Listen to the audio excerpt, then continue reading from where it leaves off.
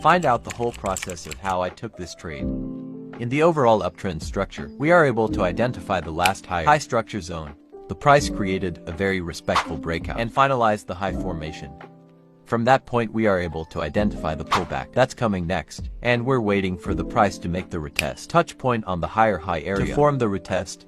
In the next couple of candles, we are able to see the price still forming the pullback structure and eventually making the retest touch point with the wick rejection.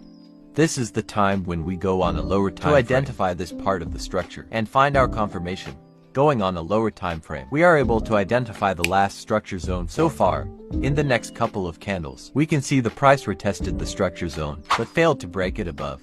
With that, we have a brand new lower high formation and a brand new structure zone we are going to use for a confirmation. In the next candles after that, we can see the price came back up, bouncing from